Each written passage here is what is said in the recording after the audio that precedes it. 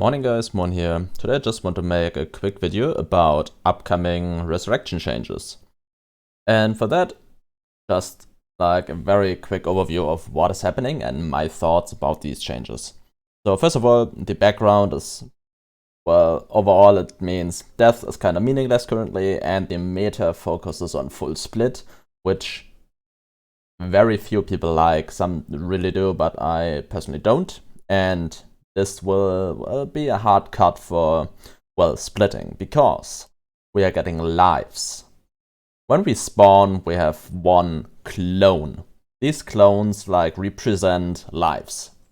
This means when we die, we will have the normal resurrection timer of 1 minute, but we will consume a clone. This means that we can only res once automatically, and then we are terminated and die forever. Not really forever, but for quite a while, because there is a few ways to get more clones. And these are the data uplinks.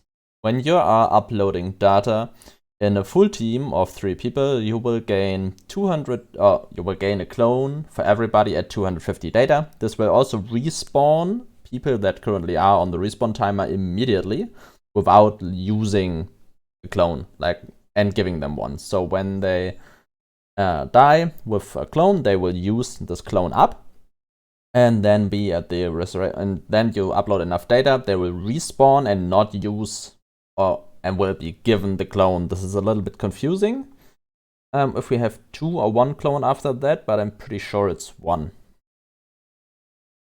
Yeah, that's much for that.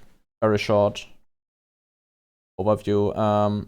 Other important changes that are kind of important are respawn during dropship is enabled again. So when you still have a clone during the dropship phase, you will not be eliminated for the rest of the game. You will respawn after 1 minute.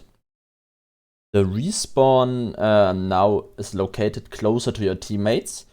Before these changes, it was located further from enemies. So if kind of close to your team enemies were somewhere, you would spawn kind of far away, and now you will spawn closer to your teammates even if there are enemies nearby. But you probably will not spawn right on top of them, I guess. Another thing is that when your team is fully eliminated, you still will be fully eliminated. You will not respawn even though you have clones left. So a full team elimination still is a full team elimination on all circumstances, no matter what. Yeah, this is the changes. Very short. There's a lot of stuff written, but it's all not that important in my opinion. There's some important stuff though, because this is kind of confusing. They want to do something with the XP formula, but we don't really know what yet, and so I cannot take this into account into my expectation of this change. First of all, we do not have full patch notes yet. There will be weapon balancing and other stuff that will come, but just from the resurrection changes, I will do some hypothesis of what can happen. So let's take a look. First of all, cars already for the high-end players for the meta game are really important, because only with cars or with sheer luck you can contest stuff like airdrops, orbitals, Luqas and such. Luqas is easier because it's not as contested, but without a car you don't really have to look at the map for the orbital really, because yeah, there's no chance you're getting it on a full lobby when there are somewhat competent teams around. So a car is very important for the meta game even before the changes, and this will certainly not change. This will, well, even incentivize the use of cars a lot more, because you probably won't split up fully anymore and need more XP. Probably, we don't know that yet exactly, because they might do changes for experience. I personally think you should be granted more XP when you're closer together and less XP when you're further spread. Because this would still make splitting a little bit possible and be XP-wise a little bit better than full group. but fully grouped you would still be able to like get to the higher levels to like contest airdrops, or not airdrops, but orbitals and such with a tier 5 weapon, which are okay, but due to the lack of XP, when there's no changes, really make no sense playing at all. But let's take a closer look at other changes. When you have a bad oh, what the fuck? When you have, oh, wait, no, I'm confused. Oh, okay. So let's take a look at the map. This map is not the perfect one. It has some stuff that just isn't correct, but for example, it only has 19 spawns, but it's the best we have. And I just want to show some examples of bad spawns, like this here. We've got 7 or 8 with outposts here. We've got 8 like outposts on one area here, and 4 spawns. So if like this team goes here, and this team goes here, and this team goes upwards, and this team goes here, which can totally happen because not everybody knows all the spawns. Like, these don't know that they should go here, because they probably will go here, and maybe here, and those will definitely go here or here. So these have to take like barricades, or, well, might be contested, but, or guard posts. But as I said, it's very likely that these all will be contested at some point early in the game, because supermarket is done after like 30 seconds. So a very, very annoying spawn point, because there's a lot of cars here, but like one of them maybe spawns actually. And this can lead to a very frustrating like area, because the scrap in this area is not that great either. Like, it's not comparable with stuff like city or up here in the middle, where a lot of scrap spawns. Here, some good spawn points, like on the bridges, where you can have 2 camps at once, but yeah, it's overall not that great of an area. And especially these will punish you much harder now, when you don't get a car and get into the middle in the mid game. Yeah. Then another thing about cars is, when you don't have a car, it is very important to, like, when you see a team that has a car and is approaching you, you should probably try to get the car. Like, either you sneak there and just grab the car and drive away, or when you have a car, you always want to destroy the car, because, well, enemies that don't have cars are like not nearly as dangerous, because they don't get a lot of experience, they don't get a lot of scrap, and yeah, it's overall worse geared enemies when they don't have a car. So either when you have a car, try to destroy the car. When you don't have a car, always try to steal the car, because it's very important, very difficult to kill a team that is inside a car without like demolishing the car. So think about cars. Cars are really important. Then let's take a look at the clear meta, because I think there will be certain changes. Currently, we go on full split in pretty much any game. Like, any team that knows what they're doing, go full split. Like, everybody goes for 1 camp, and then some do some scrap, but overall, when you have a good team that knows what they're doing, you can reach level 5 at the end or at the middle of Storm 2 even. And this is kind of early, I know, but yeah, this won't happen anymore, I guess. Because there are 3 things that can happen, I think. The first is a double clear with 1 scrapper. Like, 2 people go for camps, they rush the camps, go for, like, kill the entire camp as quickly as possible. 1 goes for the crystal, and the other guy either clears more enemies that are left when it's a camp that does that. Like guard post, for example, you can go for the crystal very quickly, and then there will be more enemies coming, and the second guy can just kill them. Or the second guy will go for scrap immediately as well, or start to clear the next encampment. But this is very dangerous, because when they encounter a team, there's little they can do often, except they see them very early. So 2 clearer that run together and 1 scrapper is already kind of decent tactic. Currently, it's more played like 2 split scrapper, 2 split XP guys and 1 scrapper, but this might change a little bit. The second tactic I can see is the 3 clear and scrapping in between. This is a very car heavy meta, idea, because you have to grab a car, get 3 people inside, like your entire team, and try to like drive from point to point and just clear it as quickly as possible. You just like go through, kill everything, take the crystal, and drive to the next. And you want to waste like as little time as possible, because running with 3 is just not very good currently. And the last approach, or the approach we currently have, is the 3 people full split. But this, I think, will be a more narrow choice for specific teams.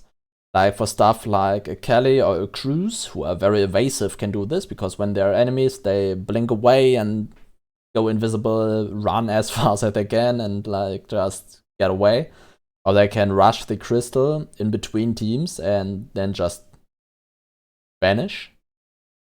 Or be like for people like Jay or Valera that have an early weapon, because those are kind of strong, and a Valera with a green signature can 1v2 or 1v3 many teams that get their signature weapons later on, so those can like still go for a full split, but it's a lot more dangerous, and only people that are like, that know, hey, I can 1v3 these guys, like should try this out, because it's kind of dangerous still.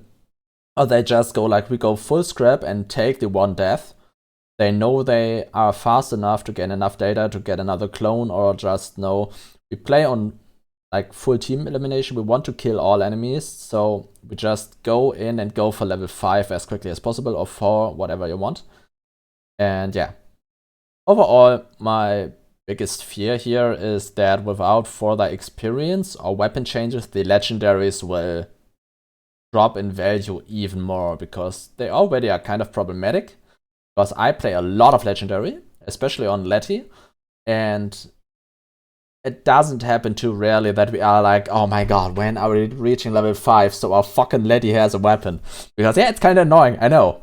I'm very annoying with my fucking legendary, but I really like it, and I hope that we can play it a little bit more in the future updates, and I hope that it's not like for the next month before an experience update hits, it's like, well, I guess I don't play Letty. Yeah, can be kind of annoying. Let's take a look what I have more on my list. Finishing will be more meta, since it harms enemies a lot more. Yeah, that's kind of just what I just said, because a life is very valuable right now, so when you have an enemy that you're downed, you probably just want to finish it. There rarely is like the need of full elimination of a team, because they already are very like scared of team fights when you have no lives left, because you just die.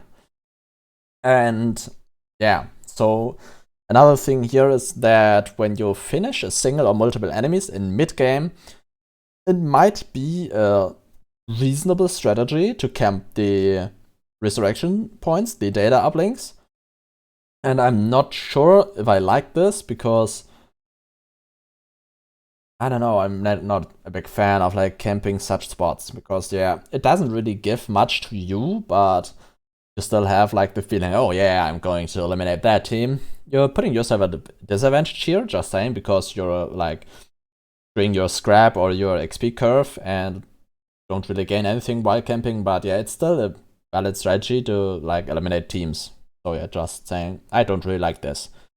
And then a thing about the data uplinks and the respawn, which I think is very difficult, because when you are a team, and the overall blog talks a lot about like teams that are at a disadvantage and stuff like that, or like not playing to their best, or just are new players, have a problem. And I think this punishes them a lot more, because when you have a team that already is at a disadvantage and they take like 2 to 4 deaths, so 1 or 2 people actually are eliminated and can't respawn, you won't be able to upload enough data to respawn 1 or even 2 of them. Like, there's no way. As a newbie, you won't have enough experience or enough data. We often have people with like 100 or 200 data in the last circle, because they constantly die or just don't get the data. There's like no way this helps worse players. And I think this is the most dangerous part of this update, because we really need more players, and we need to be somewhat more friendly to newer players, and like I know the respawn had to change. This was very important because it made death meaningless. But we need to really be careful with newer players. Like we cannot lose all the newer players to like getting stomped or just getting stomped by experienced players. And as I said, we need to be careful here. I'm like a bit repeating here, but I just think this is a very important point that new players might have really bad experience from this, because this system only benefits the better players. There's nothing new players gain from this update. From the respawn update, I say. We don't have the patch notes for the full update yet, but I say the respawn is like little change to very experienced players. They just have to adjust their meta game a bit, and this is a very normal process during patches, so we just have to go like, okay, we go 2 people for clearing, whatever. Or okay, I don't play my fucking legendary for a patch. Okay, I get it. But for new players, this might be a really harmful experience, and I guess we have to see how it plays out. If you have any recommendations or any ideas what can happen here actually, or if I've overseen something, overlooked something, let me know in the comment section. And thanks for watching. I didn't mean to make this video this long, holy fuck.